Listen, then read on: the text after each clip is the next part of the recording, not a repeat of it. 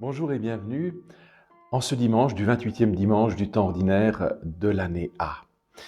Aujourd'hui, les textes nous invitent à nous souvenir de nos origines, de notre finalité, de toute la préparation que nous avons à mener tout au long de notre vie, dans notre cœur, pour élever notre spirituel. Et puis nous sommes des êtres d'origine, des êtres de mémoire, des êtres de généalogie. C'est pourquoi aujourd'hui j'ai choisi de me retrouver devant un lieu qui m'est cher. C'est dans le fond un petit lieu du souvenir qui me rappelle ma très chère maman, qui est décédée maintenant il y a environ 2 mois. Et nous avons besoin de retrouver nos racines, de retrouver notre mémoire par des souvenirs, par des images. Bien sûr que nous n'allons pas nous focaliser là-dessus parce que nous savons que la personne et que son âme est d'ores et déjà dans la béatitude, en tout cas nous l'espérons. Mais nous avons besoin de nous souvenir et je vous en dirai quelques mots en fin de vidéo. C'est pourquoi j'ai choisi aujourd'hui de me retrouver devant ces images, devant ce petit lieu de la mémoire qui me rappelle ma maman. Dans les textes d'aujourd'hui, Isaïe, notamment dans la première lecture, veut nous dire que nous sommes tous invités à participer à ce banquet sur cette haute montagne. Tous les peuples, chacun est invité à la fin de sa vie de pouvoir rejoindre ce banquet avec des vins capiteux, avec des viandes grasses. Donc on nous dessine, on nous prédit quelque chose de magnifique, le paradis, quelque chose de splendide, mais encore faut-il vouloir rejoindre ce banquet, encore faut-il vouloir s'habiller en habit de noces, et c'est tout le sens de l'évangile de Matthieu, et encore faut-il vouloir faire un bout du chemin. Et dans notre vie, ce bout du chemin est à faire tout au long des jours de notre pèlerinage terrestre. Il faut se mettre en route. Parfois on s'arrête, parfois on ralentit, parfois on continue. Mais est-ce que la direction est pour nous toujours la direction de cette haute montagne, ce qui veut dire de cette élévation, de cette ascension spirituelle où le Seigneur nous attend pour enfin pouvoir vivre pleinement dans la béatitude, parce que la béatitude, c'est aussi cette règle d'or que Jésus va proclamer justement sur la montagne, le sermon sur la montagne. Cette montagne symbolise cette élévation. Et Saint Paul, dans la deuxième lecture, lorsqu'il s'adresse aux Philippiens, va dire que lui-même a connu les richesses de ce monde, le pouvoir de ce monde, qu'il a connu également la pauvreté. Donc, il n'a pas été projeté directement depuis son origine dans une sainteté et dans les seules richesses du royaume des cieux, mais il a véritablement dû faire un choix, il a expérimenté, il a cédé aux tentations, aux sirènes de ce monde, de l'accomplissement de ce monde, et lui-même dit justement qu'il a choisi la seule véritable richesse, et ça a été la richesse du royaume de Dieu. Et cette proclamation, cette ode à la foi, au dénuement, est quelque chose qu'aujourd'hui il est important. Le seul royaume que nous avons à construire ici-bas n'est pas un royaume de pierre, un royaume d'édifices, un royaume financier, mais c'est le royaume des cieux que nous avons à préparer ici-bas. Parce que l'accomplissement se fait d'ores et déjà ici-bas, mais pas encore dans sa plénitude. Nous y contribuons. Et je crois que la parabole d'aujourd'hui, vous savez, ce maître qui invite, ce roi qui invite les invités, d'abord les officiels, ceux qui sont censés répondre positivement, parce que les personnes qui se reconnaissent de cette royauté, ils sont invités par les serviteurs à participer à ce grand repas, à ce grand banquet de noces de son fils, et tous refusent. Et c'est là où encore on envoie. Le Seigneur envoie des émissaires pour continuer d'inviter. Jusqu'au moment où, vu qu'il ne participe pas, il va envoyer ses serviteurs rechercher le tout venant sur les bords des routes, les bons comme les mauvais. Et ils viennent.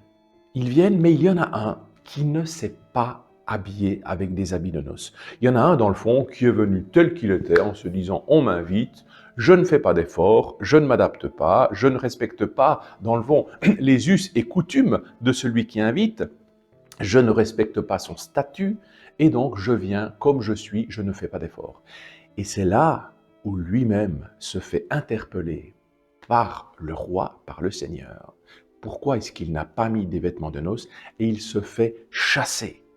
Il se fait chasser de manière véritablement dans un lieu où il y aura des pleurs et des grincements de dents.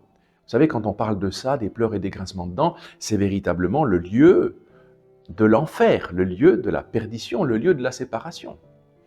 Et c'est là où toute la maxime de cette parabole veut nous dire que tous nous sommes invités à faire un bout du chemin. Tous nous sommes invités à habiller notre cœur dans l'esprit de la parole de Dieu. Nous avons à faire ce bout du chemin. Mais lui fait toujours la plus grande. Mais il continue de proposer d'envoyer des émissaires. Et c'est là où la finale est très criante. Beaucoup sont appelés, mais peu sont élus. L'élection, encore faut-il y participer. Encore faut-il vouloir prendre part, vouloir s'engager. Aujourd'hui, je pense qu'il y a beaucoup de personnes qui essaient de s'engager. Je vous disais que ce lieu de la mémoire est important pour moi parce que ma maman a transmis toujours une rectitude morale, de foi, de principes, de valeurs. Et c'est important pour moi de pouvoir la situer, de pouvoir en faire mémoire, de pouvoir savoir d'où je viens. Et vous savez qu'aujourd'hui, je parle régulièrement de sujets politiques, mais ces sujets politiques, d'ailleurs, politikos veut dire la civilité. Nous avons, en tant que chrétiens, être aussi des civils. Nous ne sommes pas confinés comme une secte dans un bâtiment où nous faisons nos cultes à nous-mêmes et ensuite on sort à l'extérieur, on enlève nos masques de chrétiens et on vit n'importe comment. Le véritable apostolat, quand Jésus s'adresse aux pharisiens, aux grands prêtres, aux sadducéens et aux esséniens et aux païens, Jésus s'adresse à tout le monde et il essaie de les faire réfléchir. Je vous parlais dernièrement de cet amendement 524 que le Parlement français proposait pour pouvoir une personne qui est en détresse psychosociale avorter jusqu'à terme, au 9e mois. Eh bien aujourd'hui, nous savons et nous voyons que malgré le contexte sanitaire où tout devrait être focalisé pour prendre soin du plus faible, eh bien non. Le gouvernement français passe en deuxième lecture la PMA pour toutes. La procréation médicalement assistée pour toutes, chaque femme, qu'elle soit seule, qu'elle soit en couple, peut décider d'avoir un donneur anonyme qui devient le père de son enfant. Donc, dans le fond, une enfance sans père officiel, sans souvenir et sans mémoire. Comment est-ce qu'on veut, par analogie, comprendre la notion d'un père qui nous aime, qui veut notre bien, qui est celui qui nous a créés, si notre Père est un donneur anonyme? Vous voyez toute la destruction de l'image du Père terrestre, mais aussi, bien entendu, en finalité, du Père terrestre. Nous essayons aujourd'hui, par un progrès médical, par une idéologie, par une mercantilisation des corps, parce qu'on est en train de créer un enfant sans source, sans mémoire, sans origine, sans généalogie de visage homme et femme, eh bien nous sommes en train d'effacer purement et simplement le visage de Dieu Père. Alors aujourd'hui, continuons de réagir très fort, de dénoncer ça. Continuons de croire que l'homme avec un grand H peut être encore quelqu'un de spirituel et non pas simplement quelqu'un de bestial qui s'accomplit ici-bas. Nous avons à construire le banquet de Dieu, le royaume de Dieu. Aujourd'hui, par ces lois immondes, nous sommes simplement en train de l'évincer, en train de le bafouer comme celui qui va aux noces et qui ne se prépare même pas et qui finit dans les pleurs et les grincements de dents. Nous sommes en train de construire, en faisant ces lois, le royaume du diable.